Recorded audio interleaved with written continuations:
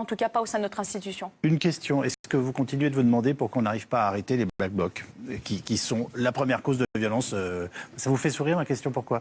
Ouais, ça me fait sourire parce que ça fait un an qu'on le dit. Moi, je n'ai pas d'état d'âme à le dire. On sort parfois de son devoir de réserve et il le faut. Parce que comme le disait Jean-Marc ou comme le disait votre invité, je suis désolée, je ne connais pas votre nom. Laurent Valdiguier. Notre mission première, c'est protéger nos concitoyens. Ça n'a de sens que si on se sent efficace. On se sent efficace quand les ordres et les moyens sont bons. S'agissant des Black Blocs... Merci.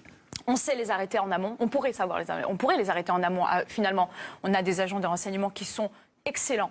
Je salue le travail de mes collègues de renseignement qui prennent énormément de risques, qui savent par où ils arrivent, qui les identifient, qui savent comment on pourrait finalement les stopper avant l'entrée dans les cortèges sans aucune action illégale, puisque le code de procédure pénale, que ce soit le contrôle d'identité ou la vérification d'identité, je ne rentre pas dans les termes techniques plus que ça, mais nous permettrait d'empêcher que les Black Blocs n'atteignent les cortèges. C'est quelque chose qui se faisait il y a encore peut-être 2 quinquennats, et je suis la dernière à féliciter le quinquennat de M. Sarkozy, mais il faut reconnaître au moins ça.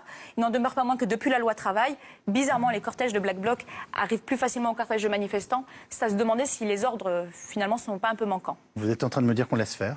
Oui, moi c'est extrêmement grave. Je pense qu'il y a un laisser-faire et malheureusement j'en ai aussi été témoin. Je ressors encore de mon devoir de réserve et je prends cette responsabilité parce que l'instant est grave.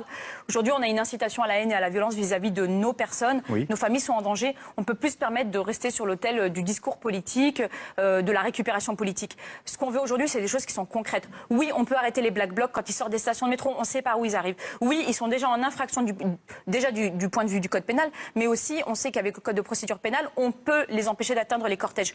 Oui, on pourrait le faire. Oui, on attend les ordres. Oui, ils ne viennent pas. Pardonnez-moi, mais juste sur les propos que vous venez de tenir, vous pouvez être sanctionné pour ça? Bien sûr que je peux être sanctionné parce qu'à partir du moment où on estime qu'on sort de notre devoir de réserve, on va vous critiquer d'avoir mis en danger l'opérationnalité. Mais le danger, il n'est pas dans le discours de vérité. Le danger, il est dans ce qu'on fait finalement de cette opération.